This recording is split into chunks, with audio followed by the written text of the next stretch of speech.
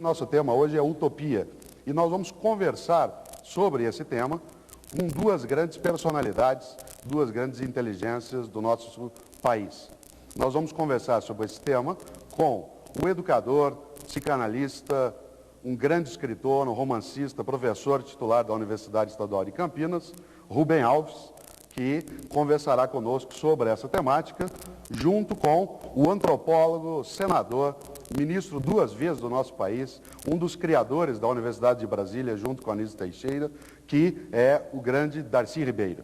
Nós estamos aguardando Darcy Ribeiro entrar no nosso circuito, porque ele acaba de chegar, que uma das utopias que ainda não cumprimos em São Paulo é um trânsito que consiga fluir. E ele ficou preso dentro do processo. Nós vamos iniciando, enquanto o Darcy Ribeiro aqui se achega a nós também. Esse programa será mediado pelo jornalista Caio Túlio Costa, diretor de revistas do jornal A Folha de São Paulo, e por mim, Mário Sérgio Cortella, que sou professor do Departamento de Teologia e Ciências da Religião aqui da PUC em São Paulo. Caio, enquanto o Darcy se utopicamente localiza aqui, como é que a gente começa um diálogo em torno disso, a utopia? Pois é, Mário Sérgio. Eu tinha uma primeira pergunta, que era para os dois, eu vou fazer para o Rubem Alves e depois a gente repete para o Darcy, que é a seguinte. Eu queria saber, Rubem, se você é um utópico. Olha, eu já fui utópico. Quando eu era jovem, eu era utópico. Quando a gente é jovem, a gente tem muito tempo pela frente, então a gente imagina que a gente vai ter condições de criar uma sociedade perfeita. Era um grande sonho. Eu tenho estado pensando no meu trajeto intelectual como sendo um trajeto de encolhimento de horizontes, sabe? Então, quando eu era jovem, eu era teólogo, então a menor unidade com que eu trabalhava era a eternidade e a infinitude de Deus. Aí eu fiquei um pouco mais modesto, passei para a política, então eu comecei a trabalhar com a história, com as utopias, com as possibilidades de transformar o mundo. Depois, com as desilusões políticas, eu fiquei mais modesto ainda, então eu me encolhi para dentro da minha casa e as coisas ficaram muito pequenas e as minhas utopias hoje são utopias muito modestas. E isso tem a ver com repentinamente a gente descobre que a gente está velho, né? Repentinamente? É repentino. Eu vou contar para vocês como é que eu descobri que eu estava velho. Porque embora a gente vá todo dia diante do espelho, o espelho é mentiroso, a gente não percebe porque a mudança é muito paulatina, mas aconteceu assim, foi aqui em São Paulo que eu descobri. Um dia eu estava no metrô, cheguei no metrô, isso faz uns 10 anos, e tomei o metrô estava cheio, e das coisas que eu gosto de fazer é olhar para o rosto das pessoas. Eu fiquei olhando para o rosto das pessoas, até que eu cheguei numa moça de uns 23, 25 anos, que estava olhando para mim. Ela me olhava assim com um sorriso meio de Mona Lisa, e eu tive a sensação de que ela estava me achando bonito. Ela não desviou o olhar, eu também olhei para ela, então houve aquele momento de suspensão romântica. Aí ela me deu lugar. Na hora que ela me deu lugar, então eu descobri de fato que ela estava me achando bonito, parecia com o avô dela. Então, você acha que quando você diz, você acha que deixou de ser utópico quando ela cedeu o lugar para você? É, porque no momento que eu aceitei o topos que ela me ofereceu, eu perdi o topos no qual eu estava, né? Eu aceitei uma realidade trágica, que afinal de contas eu não sou jovem, o meu tempo é curto.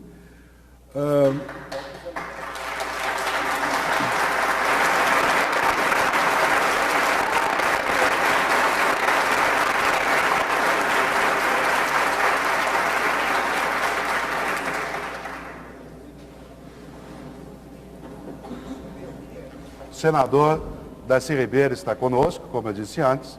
Foi atropelado pela não utopia do trânsito. Senador, boa noite. É uma satisfação para nós receber o senador aqui conosco.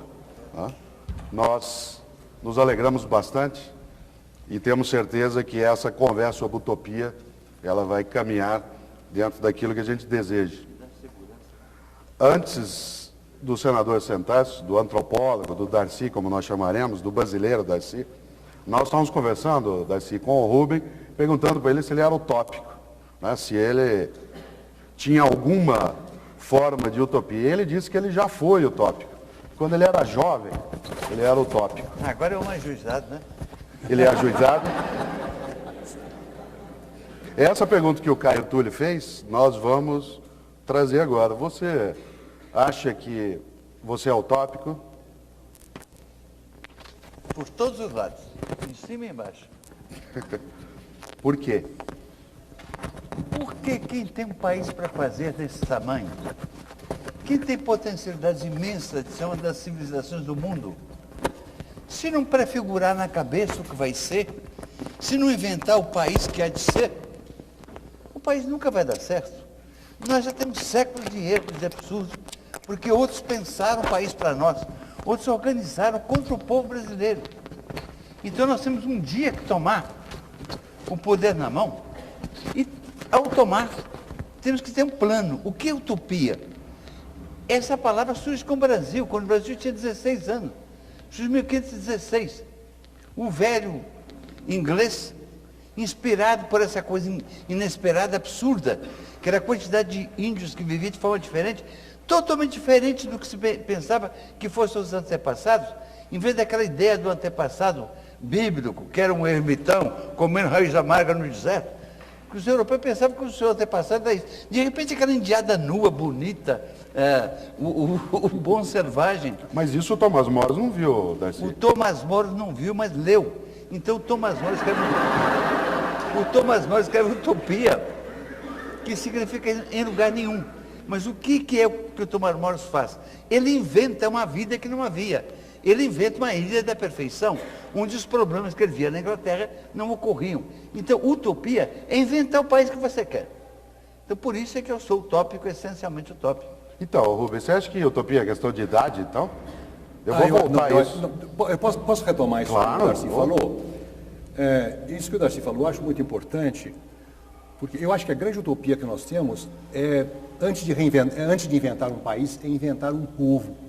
Porque eu tenho a impressão que nós ainda não somos um povo. O que é um povo? Santo Agostinho diz lá na Cidade de Deus que o povo é o conjunto de pessoas racionais unidas por um sonho comum. É preciso ter um sonho comum. Se a gente não tiver um sonho comum, a gente não é um povo. Essa mesma ideia de Santo Agostinho foi retomada pelo Chico, quando o Chico fez a banda e disse: eu estava à toa na vida, o meu amor me chamou. Cada um está lá, cada um está na sua. Repentinamente tem uma banda que anda na rua e todo mundo, cada um vai deixando o seu projeto pequenininho e vai ficando encantado por um sonho absolutamente maravilhoso. E as pessoas então vão largando e vão seguindo a banda. Coisa que também o Geraldo Vandré disse, caminhando e cantando e seguindo a canção. É a questão do sonho. Se a gente não tiver um sonho, nós não temos um país. E a impressão que eu tenho, que isso é a situação, me parece que a situação trágica do Brasil agora é que nós temos uma política, mas nós ainda não conseguimos criar a coisa mais essencial da política, que é a criação de um povo. Nós ainda não tivemos a criação de um sonho comum. Se nós não temos um sonho comum, nós não teremos condições de fazer um país, porque todas as coisas são feitas a partir do sonho. Como é? Concordo, é uma das formas de definir, de escrever o país. Ele descreveu muito bem uma situação real. Agora, o fato é o seguinte: sempre tiveram um projeto para nós. O colonizador chegou aqui, primeiro, enganava os índios, ele queria levar para o céu e levava para vender. Depois, encontrar para o Brasil, com a mercadoria boa, encontrar uma forma genial, genialíssima, indígena, de acertar, porque o índio olhava o europeu que vinha com horror. Ele nunca tinha visto gente tão feia, tão barbada, fétida. Estava meses sem tomar banho, né? E lavrada de escorbuto, por causa da comida do navio. Os índios viam horrorizados, mas aquela gente horrível, que devia ser gente de Deus, porque trazia coisas fantásticas que eram ferramentas. A ferramenta passou a ser absolutamente indispensável desde a primeira hora. A faca, o facão, o machado, a tesoura, que simplificavam a vida. Como obrigar essa gente a trazer isso?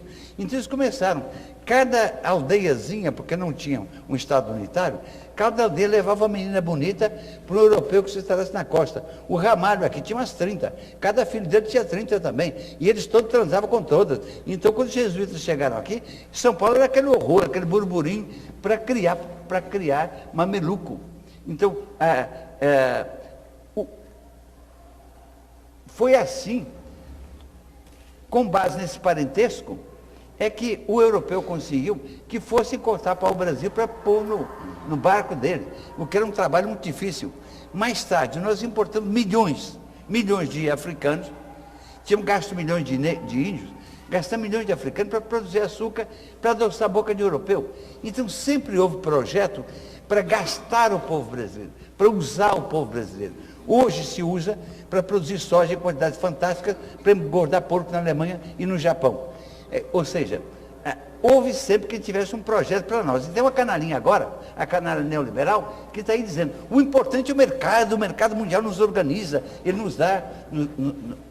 Ele nos dará prosperidade. Nós somos produto do mercado mundial? Hein? Quer dizer, o que me impressiona é que nesse discurso, quer dizer, você está se contrapondo à ideia que se fez para o nosso povo, a ideia que se trouxe, a ideia que se implementou, a ideia que se colocou, a ideia que veio de fora para um povo, para uma civilização, para uma nação. O que eu quero saber é o seguinte, o que eu acho que é aí que está o problema, quer dizer, me corrija se eu estiver errado. O que eu acho é que nós brasileiros, estamos carentes em termos de imaginação utópica. Aonde está a nossa imaginação utópica? Aonde está o nosso projeto utópico? Se é que se pode falar em utopia hoje, com essa realidade brutal de mercado aí asfixiando. A utopia, como você fala aí, tem dois componentes. Tem um componente que é satisfazer necessidades elementares do povo. Comer todo dia, se possível 3 vezes. E hoje em dia, a criança vai à escola.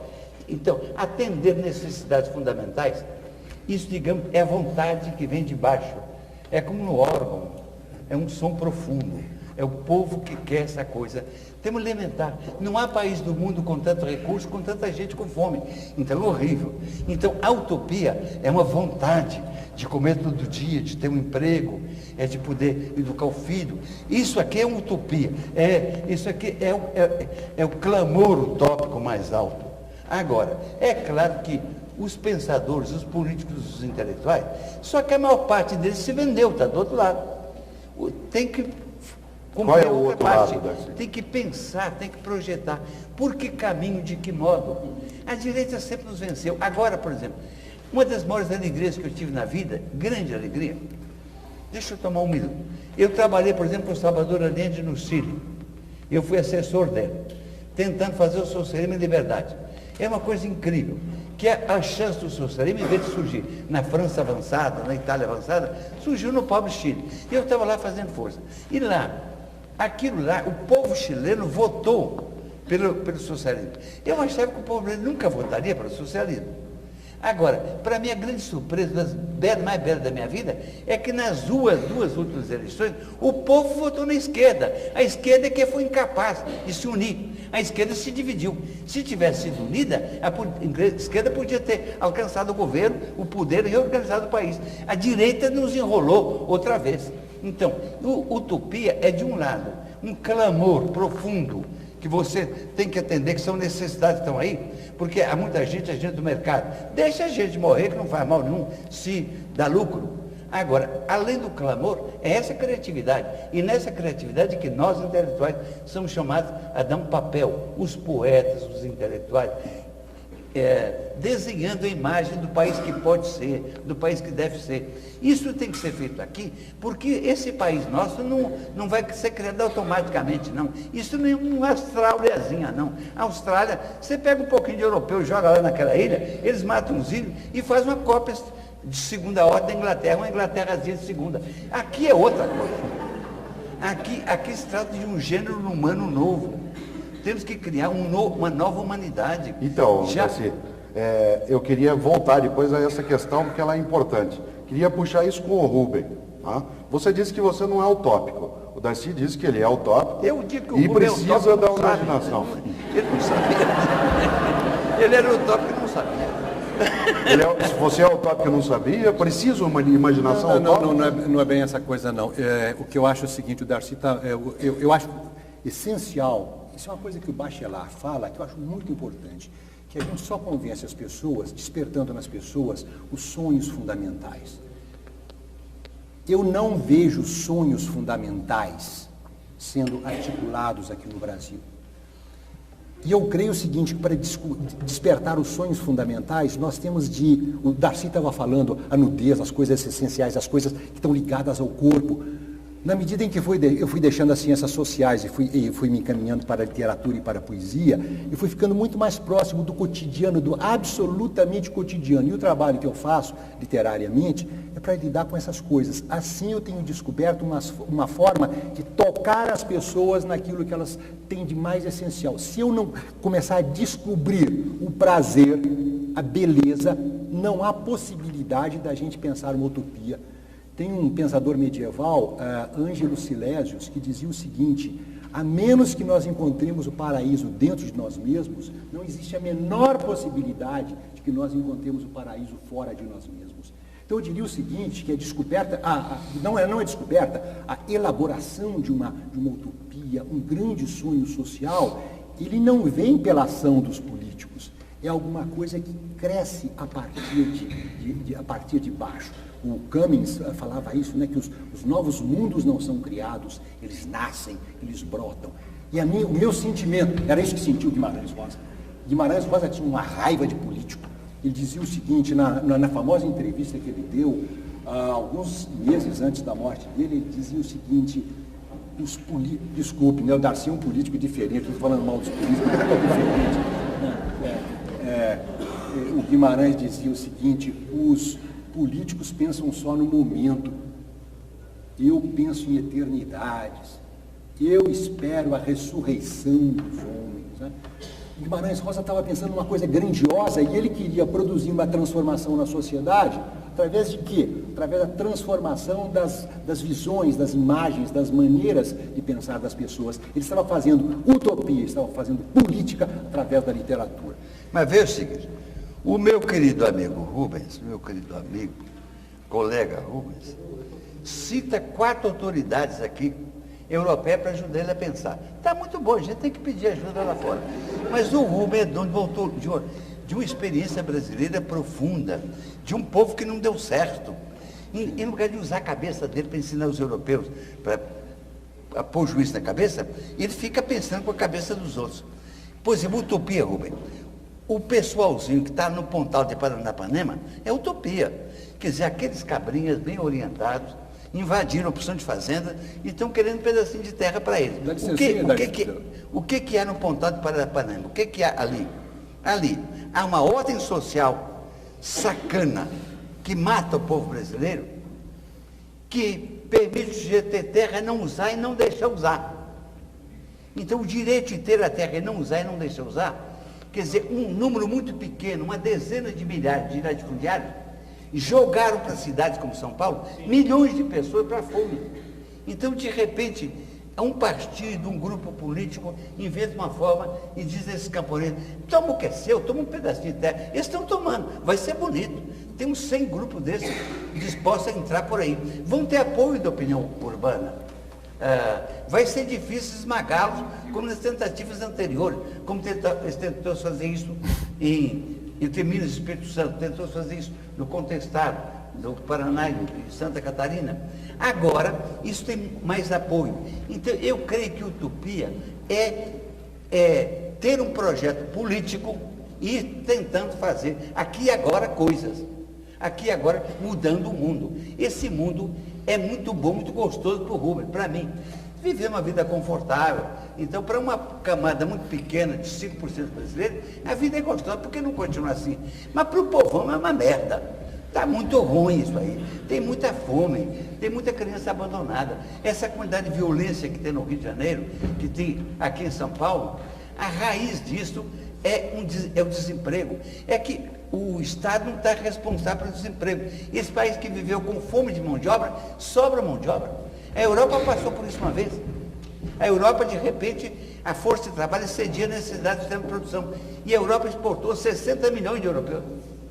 Desses, 40 milhões foram para os Estados Unidos, 7 milhões vieram para cá. Vieram miseráveis no fundo do navio para tentar reorganizar a vida num mundo que oferecia mais possibilidade. Pois bem, nós estamos vivendo um momento desse. Mas alguém quer importar brasileiro? Nem as putinhas eles querem mais. Ou seja, é terrível. Então nós temos que resolver aqui. Peraí, Darcy, mas só para botar um ponto nos is, mais uma provocação. Quando você fala que o Rubem cita os pensadores estrangeiros... Mas ele citou o Guimarães também. Tudo bem. Posso dizer uma coisinha? Peraí, mais quatro. Peraí, Deixa eu dar uma provocação nele. só um pouquinho, Rubem, você entra já. Não, Não, deixa porque é eu- o seguinte, quando você fala de uma ocupação de terra, e quando você fala de direita e esquerda, você está falando de uma experiência fundamentalmente europeia. Quer dizer, a esquerda nasceu na Europa. É a experiência do quê? Da esquerda e da direita. A expressão esquerda vem da Revolução Francesa. É uma experiência revolucionária também europeia, Mas você disse uma coisa que eu não entendi. estrangeira. Quando você fala de esquerda e direita, você está puxando por uma experiência que vem, quer dizer, são termos que a gente usa hoje, e que vem de uma experiência europeia, principalmente da Revolução Francesa, onde nasce a palavra esquerda, é onde nasce a palavra direita, e que depois foi tomando outros significados, certo? Então, a experiência que os partidos políticos envolvidos hoje, ou o partido político, principalmente o PT, envolvido hoje com a ocupação de terra, essa experiência não é uma experiência unicamente brasileira, é uma experiência que carrega toda uma cultura. É claro. Mas nós aí- somos parte da humanidade. O que você quer? Você pensa que você Então, é é coelho? isso, é isso. Você é gente. É isso. Então, é gente, não é coelho. Gente parecida com outra gente. Tem semelhança com outra gente. Agora, o pessoal do Pontal lá encontrou uma forma concreta de fazer alguma coisa que eu estou nessa luta, digamos, há 50 anos. Que lutamos pela reforma agrária. Lutamos contra quê? Contra uma estrutura agrária existente. Correto. Você vê o seguinte, quando vocês vão ver o filme de Bang Bang e ver aquelas carretas que vão lá, vão para o Goiás lá dos Estados Unidos, vão para o Mato Grosso lá, aquelas carretas vão em função de uma lei que declarou que o pioneiro que fosse para lá, fizesse uma casa, uma roça, podia marcar 30 hectares para ele. Então os Estados Unidos surgem como um país de milhões de granjeiros. A lei brasileira, que é 10 anos mais velha, declara o contrário. Não adianta fazer posse. O que adianta é o cartório. Então, uma era a lei do latifúndio, da legalidade de ter a terra, de não monopolizar, não dá. Pois bem, a nossa lei é de 1850. Portanto, fazem quantos? 150 anos que nós sofremos uma lei e que os politicões mantêm isso aí. Então, a política existe para quê? Para manter o mundo como é. Ou para transformá-lo. Pois, e nós existimos para quê? Esquerda e utopia existem para quê? Para quebrar com eles. Um dia nós vamos vencer. E aí vai surgir a Utopia Brasil. Beleza. O Rubem estava... Rubem.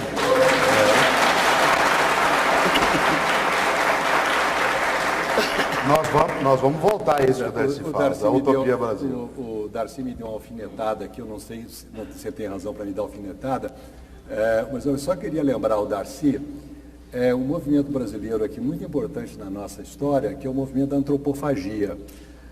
A antropofagia foi um movimento que estava ligado ao Oswaldo de Andrade, e o que ele pensava era exatamente isso. O que nós aqui no Brasil íamos fazer com a invasão de ideias vindo da América do Norte, da Europa, se a gente ia recusar essas coisas, né? E ele se baseou justamente no que faziam os índios aqui, né? O que eles faziam? Quando vinham os franceses para cá, eles devoravam os franceses. O que significa isso? Eles incorporavam aquilo que era estrangeiro dentro do seu próprio corpo.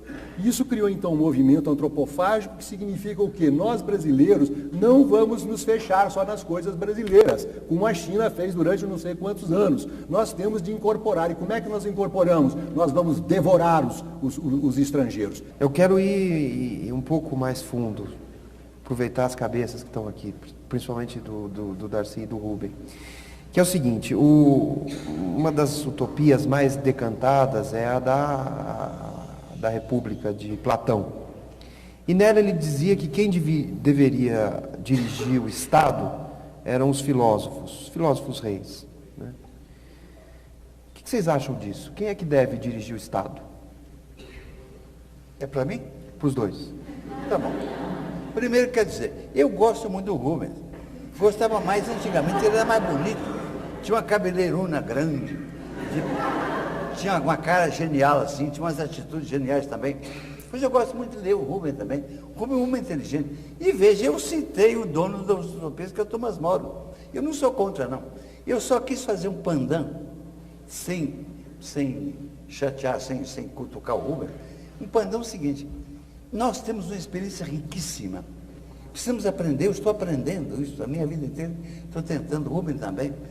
Nós temos que comer essa nossa experiência e tirar dela uma teoria de nós. Eu acabo de publicar um livro, O Povo Brasileiro, que me levou 30 anos, porque é muito difícil você chegar a explicar o Brasil.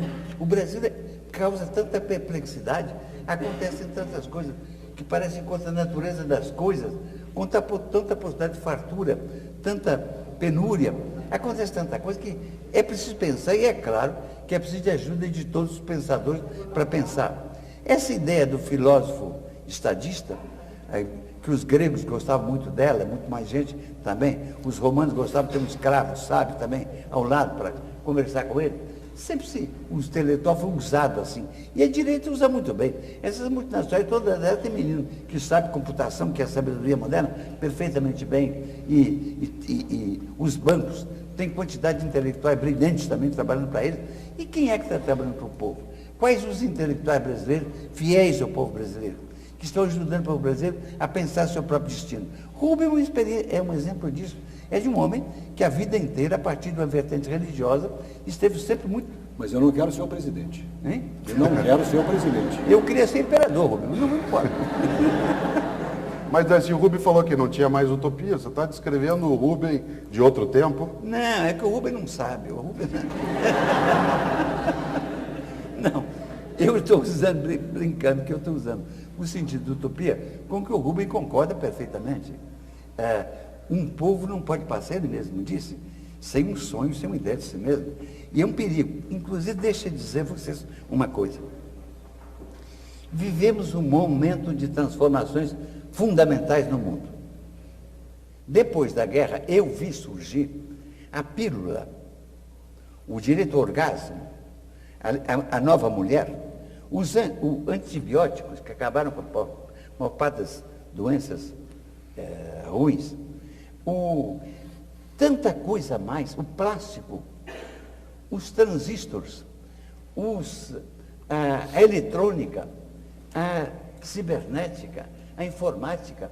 O nosso mundo mudou totalmente. Uma menina qualquer de hoje é mais diferente da avó dela do que da primeira portuguesa que chegou ao Brasil. Então, há mudanças tremendas. O mundo vai mudar muito mais nos próximos 50 anos. Os Estados Unidos serão outro país, a Alemanha, e o Japão também. Eles nem sabem o que eles serão, ninguém sabe.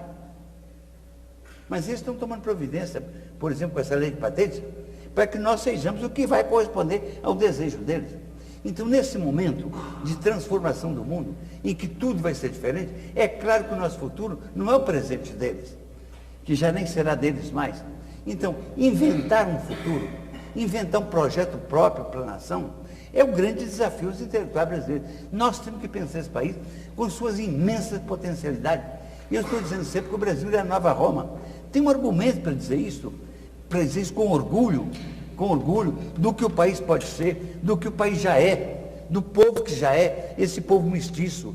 Aqui mestiçagem nunca foi pecado, nunca foi crime, então sempre foi estimulado. Esse povo que está se fazendo a si mesmo, e esse povão enorme, que tem 160 milhões, hoje vai ter 500 milhões amanhã. Então, é claro que esse povo necessita de um pensamento utópico e necessita que os filósofos pensem para ele. Quer dizer, a maior parte dos nossos intelectuais está muito desinteressado no destino do povo e agora estão na conversa da mídia, essa mídia mundial que fala das belezas do mercado, do neoliberalismo, uma porção de sacanagens contra o povo e que eles continuam repetindo. Então, gente como eu, como o Rubens, que somos combatentes intelectuais, está desafiada. E o Rubem concorda comigo perfeitamente. Concorda, Rubem? Ó, eu acho que o povo precisa sonhar. Invadir o Paraná. O povo precisa sonhar. Combinado com a sua questão, que a sua questão é, afinal de contas, quem controla a coisa. Nesse ponto eu tenho um medo extremo da utopia. Quando você examina a história, você verifica o seguinte, que as grandes ditaduras, as mais cruéis, isso é uma observação que faz o Milan Kundera, elas não foram feitas por pessoas cruéis, mas foram feitas por pessoas que falavam em nome do povo, que diziam haver descoberto qual era o desejo do povo. Assim foi na Inquisição. A igreja tinha uma visão clara do céu. Ora, se eu tenho uma visão clara do céu, se eu sei o que é a verdade, se eu descobrir qual é a utopia verdadeira, então todas aquelas pessoas que são contra a minha utopia, elas são inimigas de Deus, elas devem ser eliminadas. E se vocês examinarem a história, vocês vão ver que esse padrão se repete. Quer dizer, no momento em que eu tenho uma visão clara do paraíso, há um mecanismo cruel de eliminação de todos aqueles que são contrários a essa visão de paraíso, né? Você veja, a República de Platão não era democrática. Os filósofos não são democráticos. Deus não é democrático. Aliás, uma coisa curiosa, né? O pessoal aí de esquerda fica falando Deus, democracia. Só existe democracia numa sociedade em que Deus morreu. Porque Deus não é democrático. A Santíssima Trindade não é democrática. A gente tem democracia quando a gente não tem mais um padrão absoluto, então a gente tem de fazer acordos. Então, a ideia de uma utopia fixa é muito contrário ao espírito democrático, porque o espírito democrático significa o quê? Um processo de reformulação permanente dos padrões e dos valores, que não admite que exista essa planificação. Temos um plano para o nosso Brasil, vamos realizar esse plano para o Brasil. Isso eu não acredito. E se vocês me permitirem um minutinho, eu quero contar uma história oriental. Que foi contada por um paciente. Você vê, a grande fonte da minha inspiração é lá no meu consultório, né? Eu sou psicanalista, um paciente me contou essa história. Um homem era muito rico, fazendeiro, e morreu, deixou a sua propriedade para os seus filhos. Todos os filhos receberam terras maravilhosas, menos o mais jovem, que recebeu um charco. Vieram os amigos dele, começaram a chorar e dizer, oh, desgraça, seus irmãos ficaram ricos, você ficou pobre. Ele disse, se é bom, se é mal, só o futuro dirá. Passou o tempo, veio uma grande seca para aquela terra, as terras dos irmãos ficaram completamente secas e a dele se transformou num oásis, ele comprou um cavalo branco importado, ficou rico, foi aquela felicidade, vieram os amigos, oh, felicidade, agora você é um homem muito rico, que felicidade. Ele disse, se é bom ou se é mal, só o futuro dirá. No dia seguinte, o cavalo branco fugiu e ele ficou pobre. Os amigos começaram a chorar, oh, que desgraça, você investiu tanto dinheiro nesse cavalo, ele fugiu. Ele disse, se é bom ou se é mal, só o futuro dirá. Uma semana depois, o cavalo voltou com 10 cavalos negros maravilhosos. Foi aquela festa, vieram os amigos, disseram, mas que coisa fantástica, você está 10 vezes mais rico, que felicidade. Ele disse, se é bom ou se é mal, só o futuro dirá. No dia seguinte, o filho dele, desajuizado, resolveu montar um cavalo selvagem, o cavalo jogou no chão, quebrou a perna, vieram os amigos, oh, que desgraça, seu filho, sem juízo, montou o cavalo, quebrou a perna. Ele disse, se é bom ou se é mal, só o futuro dirá. No dia seguinte, vieram os soldados do rei para levar os jovens para a guerra, levaram todos os jovens, menos o filho dele que ficou, vieram os amigos e disseram, oh, que feliz. Eu estou dizendo isso pelo seguinte, é assim que eu entendo os projetos políticos. A gente tem um projeto político, agora nós temos a visão, é isso que vai ser bom. Se é bom ou se é mal, só o futuro dirá. E a política, a história tem demonstrado que os nossos projetos mais bem intencionados dão com os burros na água e às vezes as coisas que a gente nem sequer imagina, as coisas acontecem repentinamente. A história não é o ramo da racionalidade, do planejamento. A história é o campo da irracionalidade das coisas imprevisíveis. E é por isso que eu abandonei as grandes utopias e me contento com pequenas utopias, a utopia da minha casa, a utopia da sala de aula, a escola. Eu acho que a escola pode ser um bom lugar, eu acho que há muitas coisas muito boas que podem ser feitas na sociedade, mas a ideia de uma grande utopia, isso eu abandonei completamente. Eu apenas brinco. Mas o Darcy não. Sim. O Rubem quer herdar o charco. Quer herdar o charme. Eu não quero. Eu vou contar outra história. O fundador do Brasil é o príncipe Dom Henrique. Vocês todos ouviram falar dele. Dom Henrique o Navegante. Pois bem, o príncipe Dom Henrique, um príncipe português, que vivia vestido com o manto de Cristo, quer dizer, sem nenhum adorno, sem nenhuma, por amor a Deus, que vivia com o vento e os colhões, cercado de espinhos, por silício, por amor a Deus.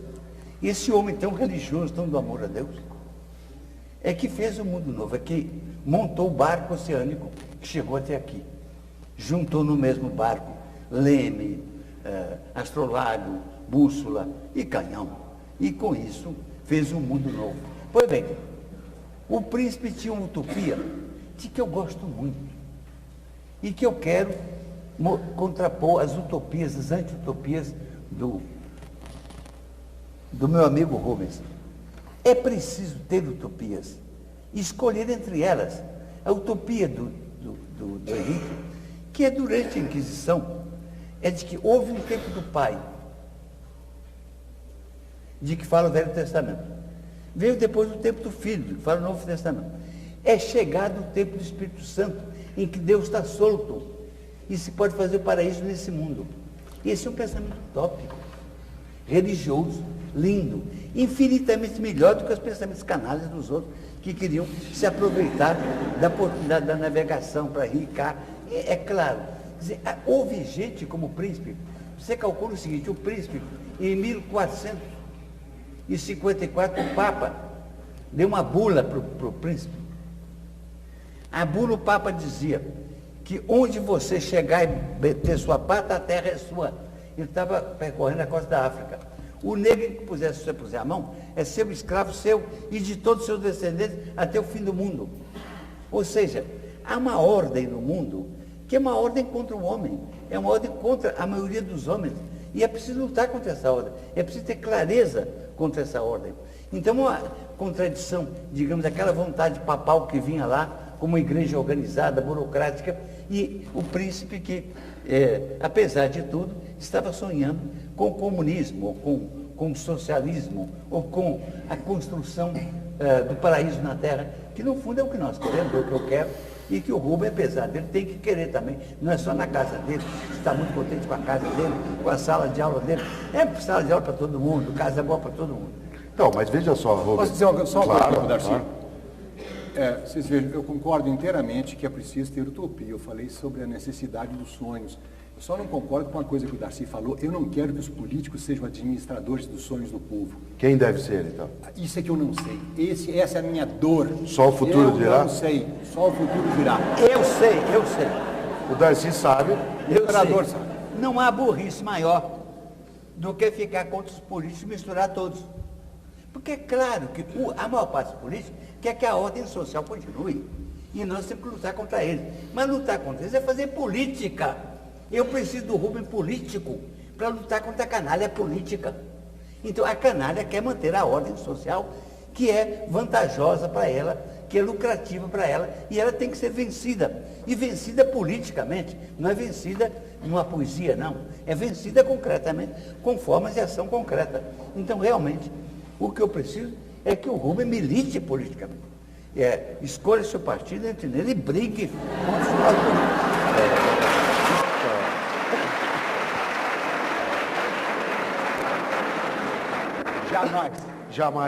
Jamais eu entrarei para um partido político. E pelo seguinte, os partidos exigem que todos pensem igual. Eu vou dar um exemplo para vocês.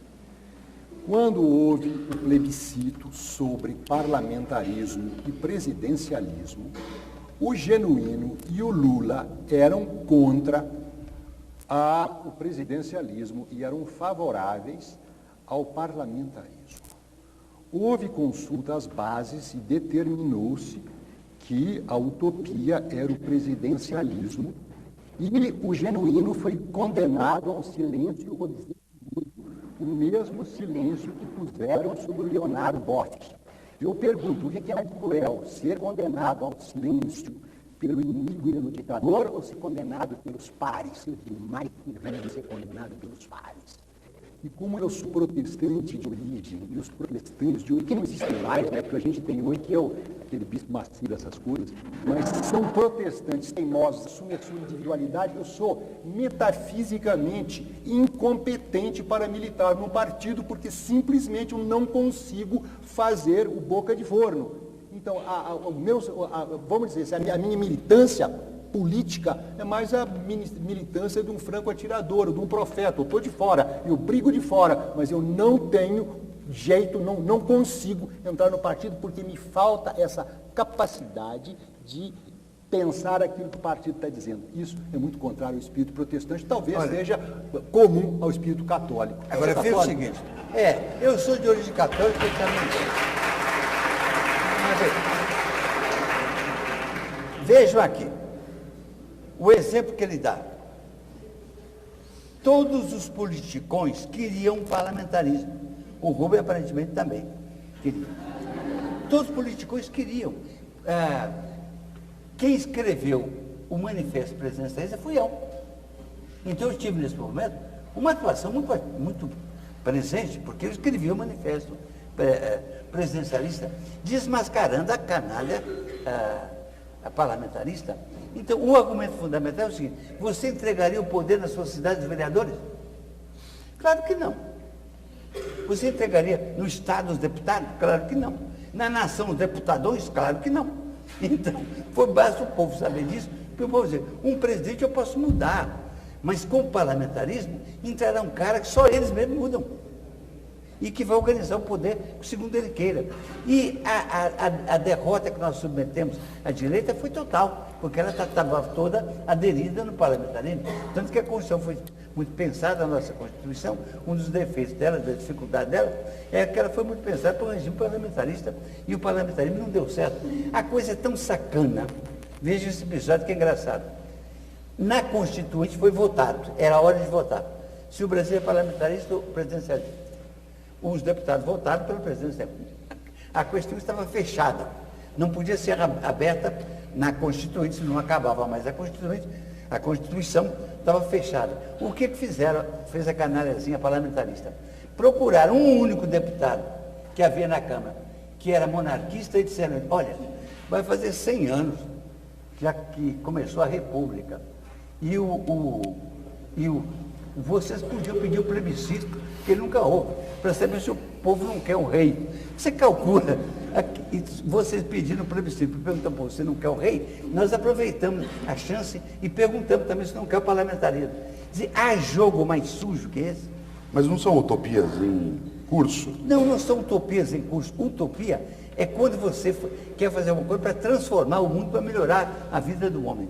Agora, quando você não quer, quando você quer lucrar com o que tem, manter o que tem, manter o latifúndio, manter a carestia, manter esse mundo sem escola, manter o desemprego, Darcy, porque isso é lucrativo, Darcy, por favor. Então isso não é utopia. Quando você pega um parlamentarismo como a Inglaterra, que é um parlamentarismo, certo? E é um país que eu considero, em determinados momentos, muito mais socialista do que qualquer país já foi socialista, em algumas questões. A maioria da população trabalhadora, mesmo os desempregados, ou tem trabalho, ou tem um seguro-desemprego, tem remédio, tem saúde. Meu caro, eu sei disso. Agora, eu entendi seu argumento. Deixa eu te dizer só a você. É claro que o parlamentarismo na Inglaterra foi feito pelo povo inglês para controlar os lords, para controlar a Câmara dos Lords. E foi uma grande coisa. Então lá foi utópica, foi para o povo. Aqui era o contrário. Era um parlamentarismo ao revés. Era um parlamentarismo para os ricos, para os bonitos, para os educados, contra o povão. Não, o que eu discuto Então, é em claro tese, que eu gosto quer muito da dizer, Inglaterra. é Acho evidente que você não pode muito bom zancar pro com uma inglês, ideia sobretudo um parlamentarismo feito lá, na linha do Cromwell, na linha de servir o povo inglês e de pôr para trás a nobreza inglesa, o que foi uma beleza. O que eu quero voltar é o que o Mário Sérgio perguntou, quer dizer, existem algumas utopias, alguns sonhos, e um deles é um sonho mais democrático, parlamentar, é um sonho do voto distrital, por exemplo, que é uma maneira de se controlar melhor o político. É um voto muito vagabundo. Mas tem um controle melhor. Deixa vocês julgarem aí. Mas é muito tá mais bom, fácil. eu também concordo que pode ter voto distrital, voto misto. Mas o que é o voto distrital? Voto distrital é o voto do vereador. Você vai votar no farmacêutico, que é bonzinho, caridoso, no mediquinho, ou no advogadinho, que é bom, ou no delegado de polícia, que pode tirar ele da cadeia. Você se recusa a experimentar é um voto isso? vagabundo. Agora, é claro que você pode ter um conteúdo de representatividade local, que às vezes é bom, mas um deputado municipalista, o que ele quer é ponte para o município dele, é escolinha para o município dele, e nada para os outros. Então, realmente, o que é democrático é que o povo seja representado e que não se perca voto. A coisa que o povo tem muita ilusão, porque a imprensa confunde, esse voto distrital. Você sabe, no voto distrital, tem 2 candidatos. Um ganha, os outros perderam o voto dele. Não valeu nada. Porque ganhou um, perdeu o outro. Já quando você tem uma representação mais democrática, todos os votos dos deputados são apurados. E o partido pode ter mais deputado ou menos deputado. Então, a ilusão quanto a isso, e é claro que na condição da Alemanha, especialmente, onde se fez o voto distrital misto, lá naquela conjuntura alemã, naquela confusão alemã, naquele momento de quebra da Alemanha em duas. Hein? A bengala um pouquinho. Essa bengala é muito boa. Hein? Então lá, cabia o voto distrital, representou um bom papel. Mas nós temos que ter cuidado com isso. É evidente que temos que ter cuidado. O que eu estou discutindo é o seguinte: você coloca como único modelo possível o presidencialismo na situação em que está e a esquerda que está na sua cabeça. Mas eu não tenho outra cabeça. Mas vocês têm outras cabeças. Peraí. Não cai. Calma. Não cai. O que eu quero dizer... Eu queria voltar Peraí, com o Darcy, é Rubem. que existem outras cabeças. E quer você queira, quer não. Posso dizer uma coisinha? Claro. Calma. Sabe, Darcy, a sensação que eu estou tendo, que está me incomodando, é isso, que você não tem outra cabeça e você não tem a paciência para admitir que há outras cabeças. E esse é um dos perigos. Por favor, Darcy, espera um pouquinho, tenha um pouquinho de paciência, sabe? Eu sei que você quer ser imperador, mas aqui vamos ser democráticos um pouquinho. Escuta um pouquinho os outros. Eu estou te escutando. Não tá, Darcy. Diga coisas inteligentes comigo. Darcy, você já tem todas as inteligentes. Não, meu irmão, peraí. Você está dizendo que, fazendo um clamor para... Você não tem paciência para ouvir Eu a voz. ouço. Tá Agora vendo? fica Você lá, não tem minuto paciência. você tem. Não, paro. Então, é uma questão que eu queria fazer. O Rubem está colocando algo que eu queria puxar também para o Darcy, né? Que é o seguinte.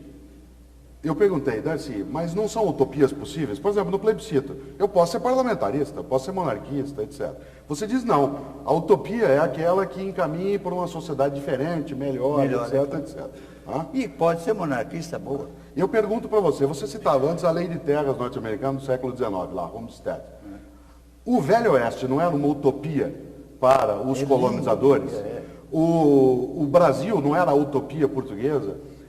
Qual utopia que é válida? Que é um pouco isso que o Rubem está levantando. Totalmente, quer dizer, o que eu quero dizer é o seguinte: os Estados Unidos capitalistas, foram capazes de organizar o país olhando para o povo e atendendo a necessidade do povo. E fizeram um país mais habitável, melhor. Nós aqui estamos submetidos há séculos a um tipo de domínio, de comando político muito estreito, muito medíocre, muito contrário ao povo brasileiro. Então, é essa brutalidade que eu me referi, que uns poucos latifundiários donos de terra possam ter mandado para a cidade gente que soma hoje mais de 100 milhões. para a cidade que não tinha emprego para eles. O ramo da economia que você pode ocupar mais gente é terra. É plantar milho, é plantar mandioca, é alimentar o filho, é ter uma certa fartura. Então, isso impedir o povo de ter isto, para que alguns se monopolizassem uma quantidade de terra muito maior do que ele pode utilizar, isso é uma imensa brutalidade. É de perguntar, como é possível que a ordem social no país se organize tão contra o povo? Quer dizer, não é porque eu seja socialista, não. Eu dei um exemplo dos Estados Unidos, que é capitalista. O capitalismo lá é forte porque foi capaz de encontrar aquelas formas de organização do país que serviam à prosperidade de mais gente. Então, isso é que eu quero assinalar. Então, eu quero assinar que Rubem tem obrigações políticas nisso aí. Precisa escolher o partidinho dele, deixar de mania de puridade protestante ficar aí.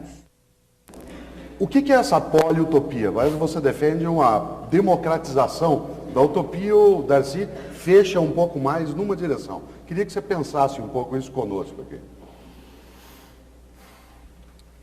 Eu acabei de passar um mês nos Estados Unidos, fui dar um curso, e a coisa que me assombrou lá, eu estava dando uma aula e usei a palavra impregnated, que significa engravidar.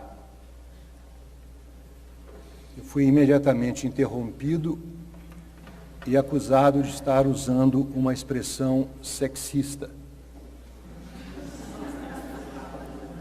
Aí várias associações me vieram à cabeça, né? Que no Franco, né? Franco proibiu que os poetas usassem a palavra seio, né? 1984, em que o discurso era controlado. Eu comecei a pensar que coisa curiosa, né? Porque essa vigilância ideológica se faz em nome de um certo triunfo de uma utopia, que foi uma luta das mulheres para acabar com o uso ideológico das expressões masculinas, Deus é homem, você fala o homem. Né? Então foi uma luta bonita para acabar com um domínio machista e justamente essa conquista democrática agora se transforma numa forma de vigilância que impede o aparecimento da espontaneidade poética. Eu tenho a impressão que isso acontece com todos os tipos de nivelamento ideológico, ainda que sejam por uma bela causa. Nietzsche dizia que os grandes inimigos que ele tinha eram os bons e os justos, porque os bons e os justos sempre admitem que eles têm a verdade, sempre admitem que não é preciso procurar porque eles já encontraram, e ele diz, os bons e os justos sempre têm de crucificar aqueles que têm ideias diferentes. Então você tem uma sociedade que, em nome de uma utopia, você faz silenciar a voz dissidente. Eu sonho com uma utopia em que as pessoas de ideias diferentes não sejam acusadas de burras e de estúpidas e reacionárias. Eu me lembro de uma frase do maravilhoso Eliot, em que ele dizia assim, numa sociedade de fugitivos, aquele que anda na direção contrária parece estar fugindo.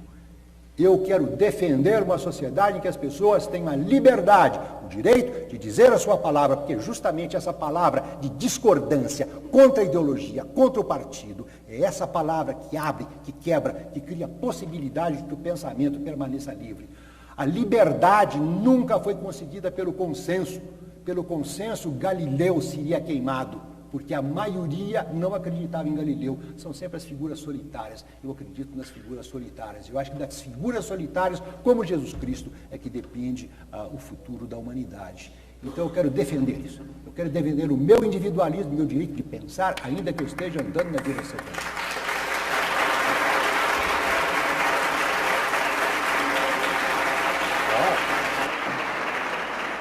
A sua também é essa, Darcy? Sua utopia? Não tem nada disso, não. Isso é conversa. Utopia para mim, pois eu estou trabalhando. Eu fiz aquele livro tentando explicar como o Brasil chegou a ser o que ele é. E eu estou trabalhando agora, eu acho que eu não vou ter tempo para terminar isso, mas estou trabalhando mais do que nunca em utopia. a Utopia Brasil. Aqui, nessa Utopia Brasil que eu estou tentando construir, eu pensei que eu fosse fazer uma conferência sobre isso, então me preparei para falar disso. O Brasil tem algumas vantagens sobre os outros, sobre o resto do mundo, que precisam ser exploradas.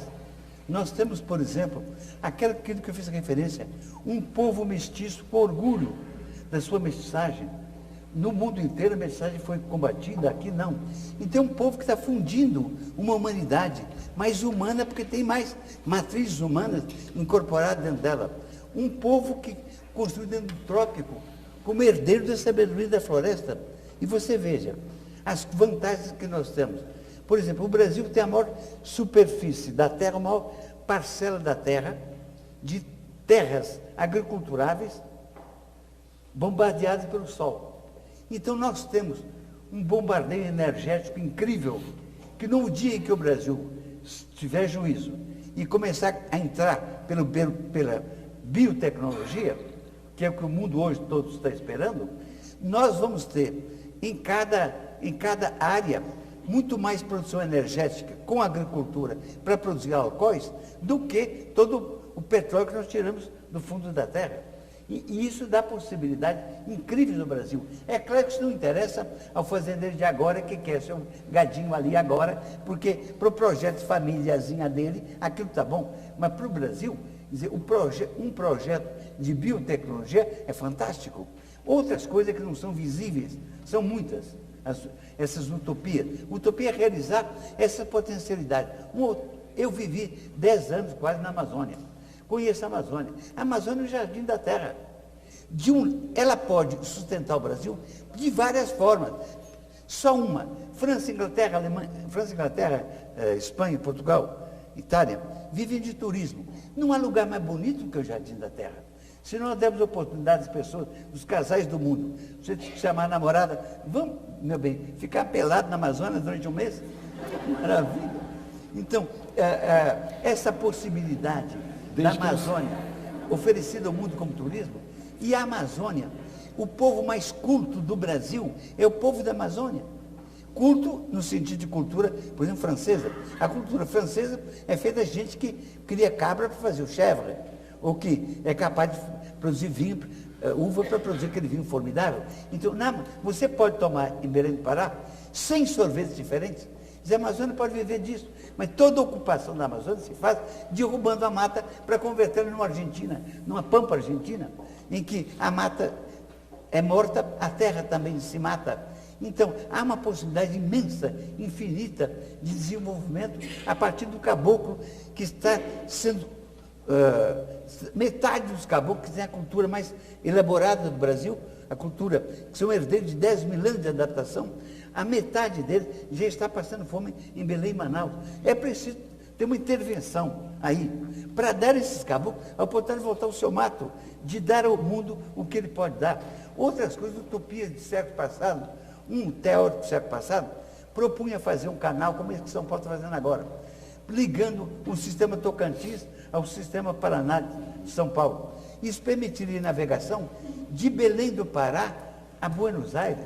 Se você desse acesso à terra nesse espaço, você podia criar uma nova costa brasileira, muito mais rica, muito melhor. Então, eu falei de 3, há imensas, o próprio Nordeste, como possibilidade turística, como possibilidades também econômicas nas áreas úmidas, ou que podem receber umidade. Então, o que eu penso é o seguinte, nós somos obrigados e desafiados a pensar na nossa possibilidade. Nós não vamos ser um segundo Estados Unidos. O Brasil não vai ser o segundo São Paulo. Agora, você ficou 10 anos na Amazônia, como você dizia agora. Qual foi a utopia mais bonita que você ouviu lá? Dentro de uma nação indígena, naquilo que você conviveu. Mas você ouviu alguma? Não era um discurso para ser ouvido. Não, mas teve alguma que você ouviu? Mas o que fez a minha cabeça? Conviver profundamente com povos que em 10 anos eu nunca vi o índio dar um pescoço no outro. Povos que sabem viver solidariamente. Mas com povos em que é uma presença incrível da vontade de beleza. A Índia que faz um pote de barro para cozinhar, o pote é 10 vezes mais perfeito e mais trabalhoso do que era necessário para cozinhar. porque aquele pote é um retrato dela. Quem olhar aquele pote, é de fulana, porque caligraficamente, até flecha, levava flecha de uma aldeia para outra, e dizia, é de fulano, porque as pessoas se exprimem caligraficamente no que eles fazem. Então, de um lado, essa capacidade de convivência harmônica, de outro lado, essa possibilidade incrível de vontade de beleza, e essas qualidades, mas a qualidade de saber que está no mundo para gozar o mundo. Nenhuma ideia judaica cristã, nenhuma ideia dessas de pecado. Ele tem boca para comer, Deus que deu a ele, tem ouvido para ouvir, tem sexo para amar. Então, a atitude diante da vida é uma atitude de uma enorme beleza. Eu fui lá, normalmente no Antropólogo fica 6 meses, ou vai 2 vezes, 2 períodos de 3 meses. Eu fiquei anos, porque eu me encantei. E, de fato, os índios, de certa forma, fizeram a minha cabeça. Eu voltei como um intelectual atípico. Eu voltei como um intelectual que tinha vivido com os pioneiros de lá, que eu vi essa coisa terrível do homem que chega no fundo da Rondônia, no fundo de Goiás, e já encontra a terra possuída por alguém que tem um papel. Vê essa história que o Juruna, que é um índio muito inteligente, me contou. Um dia, comentou. Ele um dia me perguntou, ô Darcy, quem é que inventou papel? E eu tentei explicar como é que faz papel com madeira. Ele disse, não, papel. Eu disse, que papel, Júnior? Esse papel. Você está ali, vivendo ali, chega um com papel, é o dono. Quer dizer, essa percepção, quer dizer, vivendo com índios, vivendo com caboclos, vivendo com gente sofrida do fundo do Brasil, tentando passar o Brasil a limpo, numa reforma agrária que desse mais gente possibilidade de comer, andando muitos anos no exílio, e olhando o Brasil do lado de fora. Só olhando de fora você vê seu país. Se você não sai de sua casa, você não vê sua casa nunca. Então, todas essas coisas me prepararam para ser esse ser que eu sou, não é? Que gosta de romancear, que gosta de pensar e que gosta de 2 coisas. Eu, 30 anos, levei escrevendo um livro para tentar entender o Brasil. Eu queria ter mais 30 anos para escrever um livro para dizer aos brasileiros, dar umas ideias de como poderia ser. Ideias como essa da biomassa, de fazer do Brasil todo um sistema de comunicação fluvial, de salvar as florestas e dar ao povo a floresta. Uma ideia simples, se eu terminar, só contar isso. É uma ideia de Napoleão Bonaparte que eu tenho uma grande inveja. O Napoleão, um dia, fez um decreto completamente louco. Ele decretou que os donos das terras atravessadas pelas estradas reais ficavam obrigados a plantar álamos para a sombra das suas tropas. Ele dizia isso, porque dizendo isso era uma ordem militar. E o dono da terra tinha que plantar. A França está atravessada por túneis dourados no outono de álamos. Não tem mais tropa de Napoleão, nenhum soldado de Napoleão viu aqueles álamos, mas é uma beleza. Se você, ao longo das estradas brasileiras, se alguém tivesse juízo, chamasse a mocidade, chamasse a prefeitura, para plantar mangueira, jaqueira, pitombeira, bacupari, tudo quanto é planta que a gente tem, ao longo das estradas, esse Brasil ficaria uma beleza também. Utopias, para mim, é um pensamento concreto de coisa que pode fazer a partir de uma realidade concreta que você tem e que precisa ser transformado. Viu, Darcy? O Caio tem uma pergunta, mas eu queria perguntar uma coisa para o Rubem, em função até de uma das atividades dele.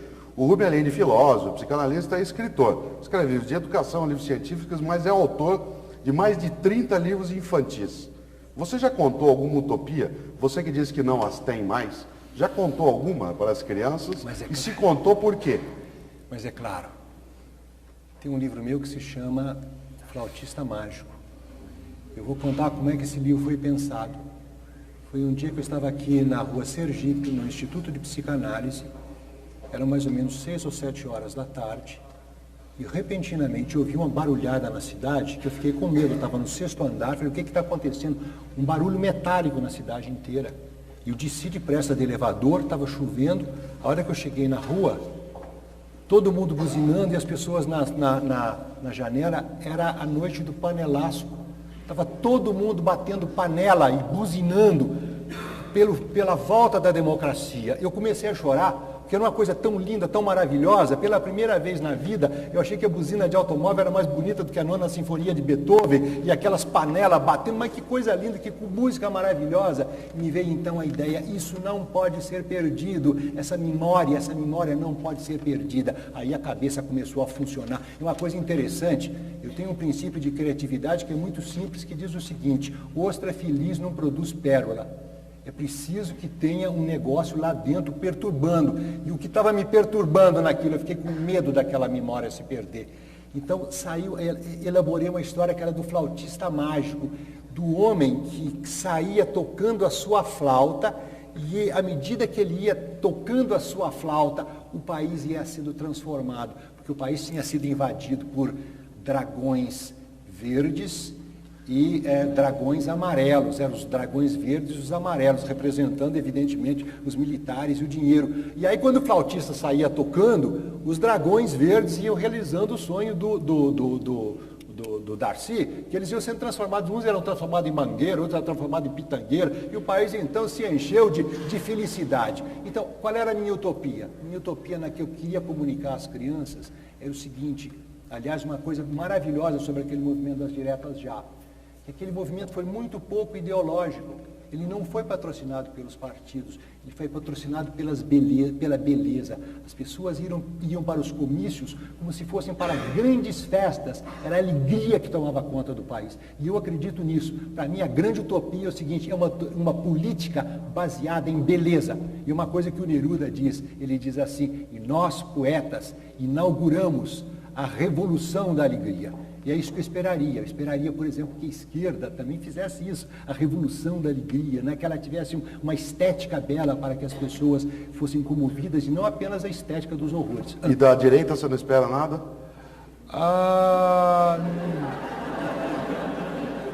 Essa já tem. Para dizer a verdade, você sabe que a direita produziu umas coisas fantásticas que eu gosto, né? Gosto mesmo. Eu acho que a gente, inclusive, é feito lá no Velho Testamento, é gostoso comer das panelas de carne do Egito, né? Como dizia lá o povo de Israel. Produziu muitas coisas lindas, produziu música, arte. O Ezra Pound era fascista, né? Produziu uma fantástica poesia. Quer dizer, as coisas belas, além de todos, as coisas belas não têm cor ideológica. Então vamos dizer o seguinte, que a direita é uma grande fazenda que não me pertence, eu não quero estar lá, mas tem muita coisa bonita que cresce lá dentro. Literatura, eu quero pegar lá dentro, eu quero pegar beleza, eu quero pegar tecnologia, essas coisas que o Darcy... Horrível.